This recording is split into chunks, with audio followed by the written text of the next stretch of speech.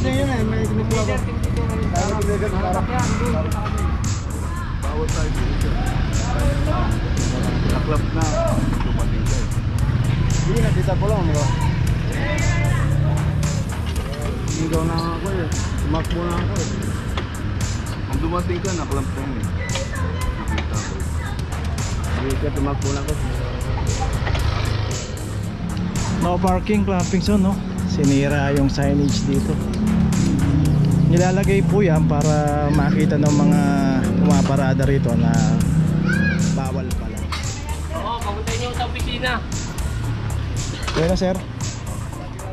Na kung saan pwede tayo magparada. Ngayon po, 2023 na, sumunod po tayo sa batas trapiko. Huwag po tayo maging pasaway. Yun lang po, salamat.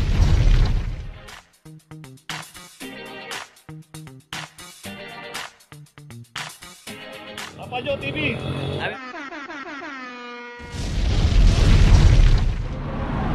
Location natin Loyola Street, corner Kaiko. Dito isang expander at dito rin pumarada sa may tapat ng isang convenience store. Dito makikita nga natin yung pinaradahan niya. Ayan, may signage na no parking, clamping zone, pero dito nakaparada isang expander. 2352. At dito meron ding isang delivery truck. At ito meron nga driver. Sabi lang mo na yung pintana ko kaya. Sa akin kita na.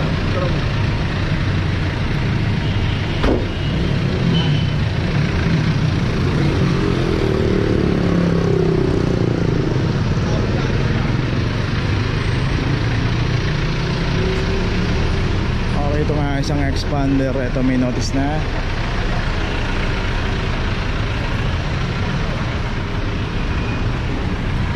Okay, so tuloy na po tayo. Yung driver. Location natin Hidalgo Street, corner CP de Guzman.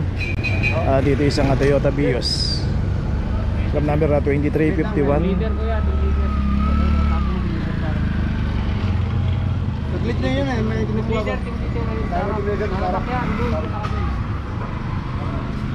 Okay, saglit lang daw siya. Pero yun, ang pinaradahan niya yun, signage, no parking both side. At yung pa isa, no parking, clamping zone. Yung pa isa, tad-tad na mga signages.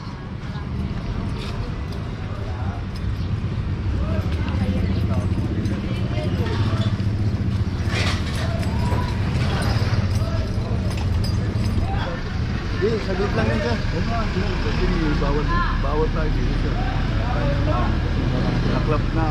Dumating ka eh. Hindi, nakita ko lang. Tinatawagan. Lagyan mo na yan. Lagyan mo. Lagyan mo. Lagyan mo. So dito tinatawag pa yung driver, pero wala naman yung may-ari. Walang driver to. Ito lalagyan na.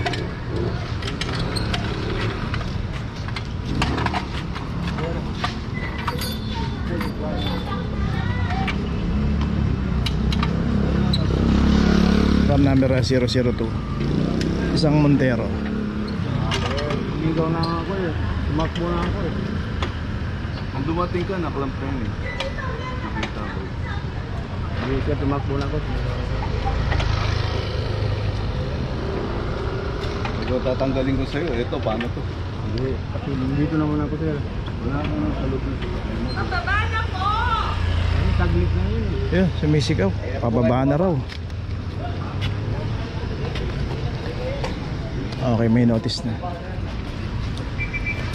So dito naman pagka wala yung driver, nakita nyo naman kinaklam. Pero yung kaninang may driver, ayun, pinalis na lang doon sa pagkakaparada.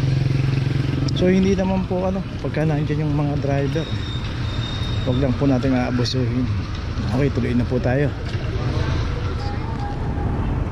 Location natin Figueroa Street, corner San Anton. At dito na may isang Suzuki Desire ang naklamp dito.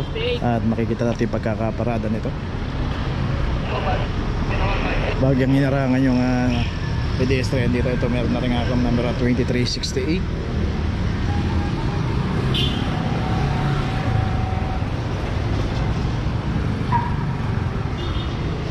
Dito yung isang multicab. Ayun, nandun naman si sir. At itong Suzuki Desera walang driver kaya rin naklam to. Dito rin hindi po pay parking to. At kung gaya ni sir, nag-drop lang ata rito sa isang tindahan dito.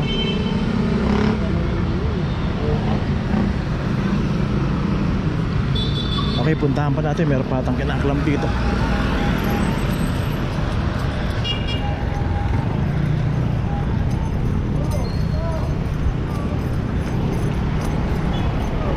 At dito rin sa tapat ng simbahan mismo, Our Lady of Loreto. Ito. Isang abahan sa'yo na club dito. Club number 005. Dito rin makikita natin yung pinaradahan nito. Merong signage. Yung signage dito, ganito na ang ginawa nila. Ayan. No parking, clamping zone, no? Sinira yung signage dito.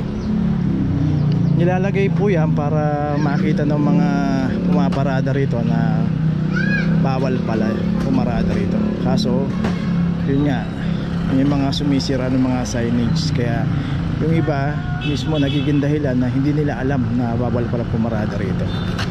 Huwag po natin sirahan yung mga signages kasi yan po yung babala para makita nila na bawal pumarada.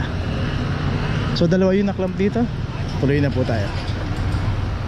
Okay, yung isang sasakyan dito na hindi pa tumutubos ng clamp ay nilagyan ng notice, this vehicle is scheduled for towing today. Kaya pagka hindi pa rin tumubos maghapon yan, subject for towing na yan. Kaya pagka naklamp tayo, always tumubos kagad tayo. Okay, location natin Emoxon corner, G2 Ason extension. At dito naman yung naka double parking dito. So, makita nga natin dito sa Emoxon na both side may mga nakaparada, secondary road. Pero yung magdo-double parking tayo, kasama na sa hinuhuli ng clamping operation to.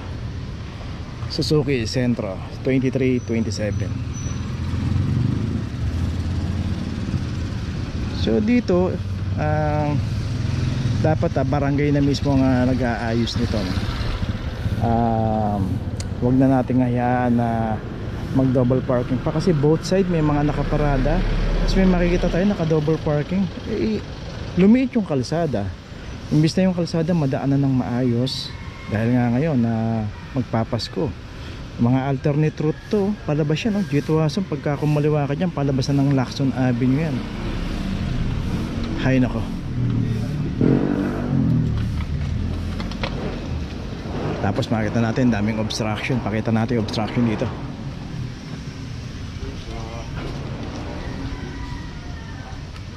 Yan yung space na yan. Kung malilinis lang yan, ang laking pakinabang yan. Yung mga tambak-tambak na mga naka-double parking dito, pwedeng iayos yan. So kailangan gumalaw. Dito kung tutusin, hindi naman kailangan ng clamp eh. Kaso pagka ganito yung nangyayari, kaya yung mga clamping operation dito, nauubligang i-clamp to. Kasi nakikita nga na pinapayagan yung mga ganito.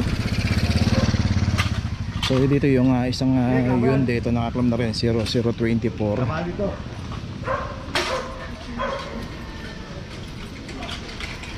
Kita natin puro double parking. Ano, laki pa ng bakante. Oo, papuntahin niyo sa opisina. Kaya na sir. So ito isang tama raw 2324. May binabanggit na naman dito.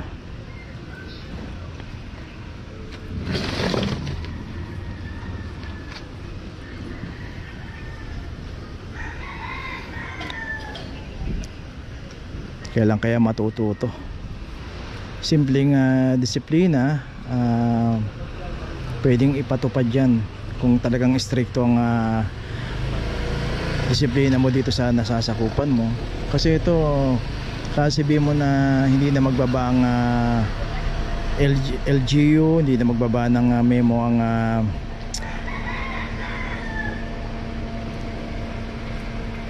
kahit hindi na magbaba ng memo ang DILG, matik na yan. Dapat mismong nasa baba kung sino yung nakakasakop dito, Siya na yung dumidisiplina rito.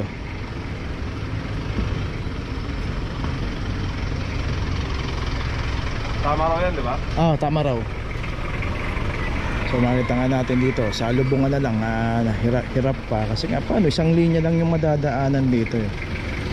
Maluwag sana yung kalsada, pero kung nangyayari, kung both side may nakaparking na, tapos may magdo-double parking pa,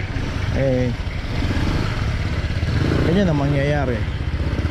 Bandang huli niyan, baka mamaya pati yung isang kalsada na, isang linya na to, sakupin na rin. So ang nangyari, yung kalsada naging parkingan na lang talaga.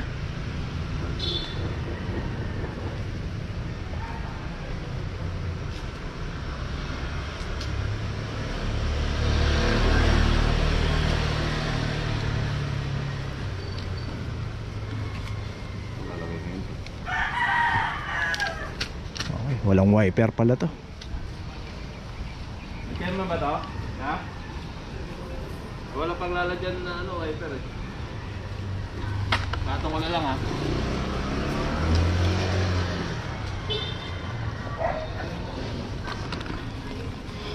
Okay, so yun, kay chairman pala yan. Hindi natin malaman kung service ng barangay o ano.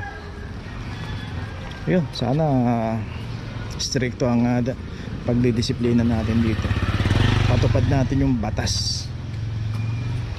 Kaso kung ang batas nga butas, walang mangyayari. Okay, tuloy na tayo. Okay, dito sa G2 extension, corner ng Emoxon.